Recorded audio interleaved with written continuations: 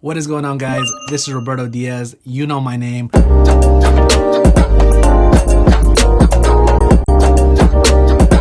What is going on, guys? Today we're going to be looking at 3 tech products that I regret so bad that I wish I could get my money back, but I can't because the warranty's out, I don't have the receipt, and I'm stuck with these products that I wish I never bought. So, number 1 on my list. You guys see this thing? This is the Manfrotto 504 head aluminum, or how you guys say it out, aluminium. I don't use this thing, man. This thing is big, bulky, heavy. It's breaking my back. Look at me, guys. I can't even walk no more because of this thing. It's hurting me. Just kidding, guys. So the Manfrotto, I bought this tripod kit with the 504 head, something like that. So I remember when I first purchased this tripod, for some reason in my head, I thought that spending $600 on a tripod was gonna make my video better.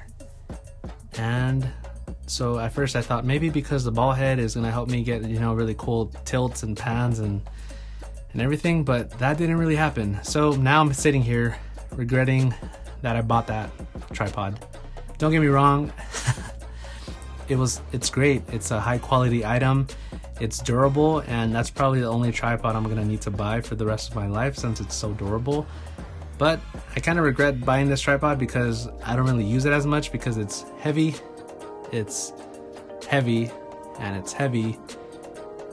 it's so hard to set up sometimes that I find myself not even setting it up because the way it's built. It comes in this huge carrying case that half the time I'm embarrassed to take it out because it looks like I have a huge backpack on my back. I could just take a smaller tripod that cost me $100, and for me, to be honest, all I needed to do is hold the camera. I'm not doing it for any type of other work.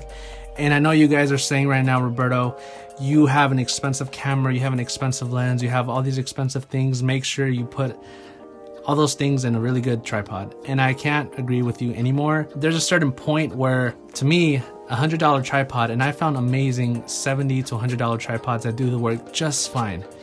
But for me, spending that extra $500 on something that seems like it could be better, it doesn't seem like a payoff to me. It doesn't seem like it's something worth it. So I regret buying that thing. There's been times where it has come in handy.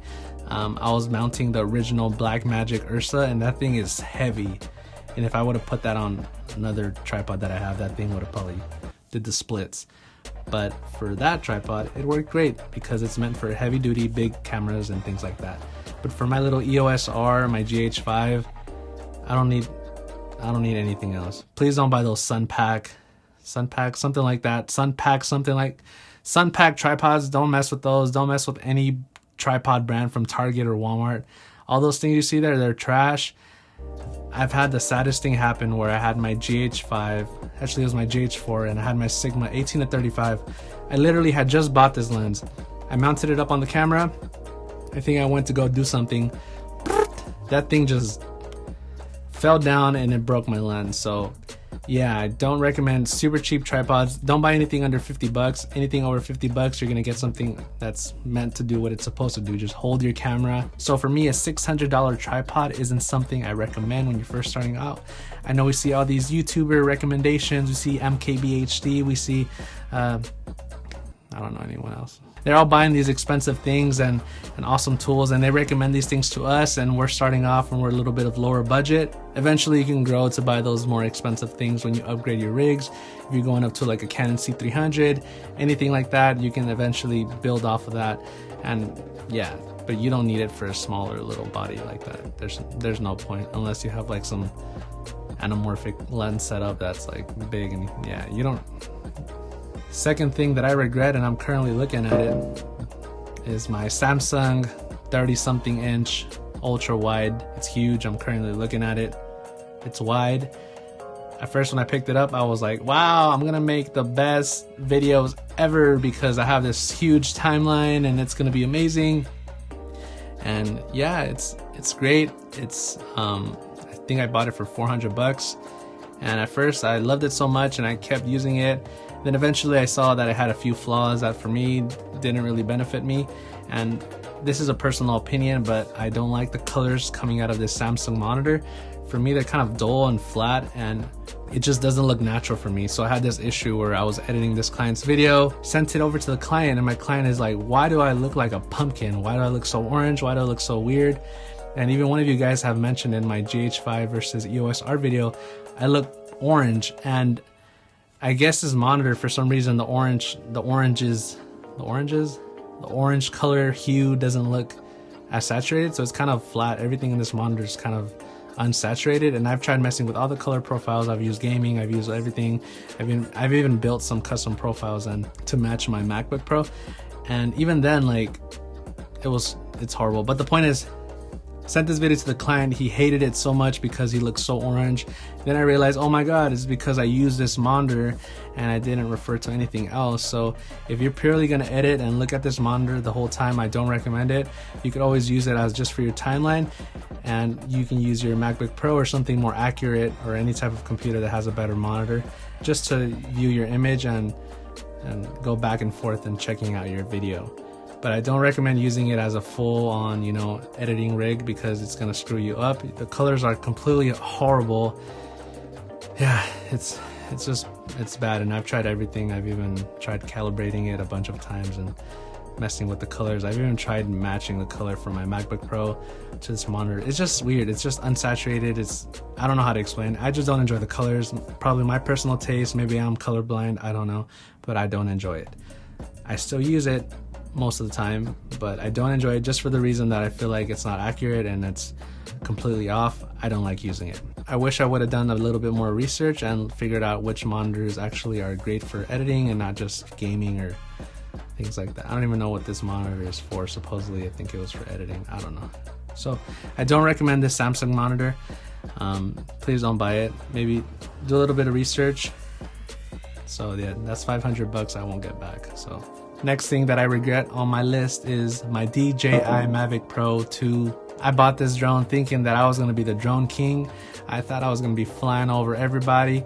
I thought I was going to be the drone champion. I was going to get the best aerial footage. Everyone was going to hate on my footage because it was going to, you know, look amazing and beautiful. And guess what? My drone is sitting somewhere in my garage and I don't know where it's at. Why? Because for my type of workflow, it doesn't demand for a drone footage. There's no type of aerial video that I need to do, and I've used it a few times, but I don't recommend buying a drone if you just need it for a few simple shots. Don't recommend just buying out a drone if you're not going to really need it. And that's something I didn't think. I thought I was going to be using it for all my videos, and guess what? That didn't really happen. Even just having a drone is cool, and I mean, if you want it for the cool factor, go ahead, because as soon as you pull out your drone, all the kids are going to come running to you, all the grandparents, all the older people, they're gonna get amazed when they see your drone. They're gonna be like, hey, yo man, how high does that thing go, man? Oh my god, how much was that? And you tell them it was like 2,000 bucks, and then they're gonna look at their moms, and their moms are gonna be mad at you because now their kids want to buy that. If you're gonna be buying a drone, maybe start off with the little mini DJI, I forgot what it's called. That thing is cheap, it's awesome, and it does the same thing. It goes up in the air and it gets cool footage. And I don't really see myself using a drone as much.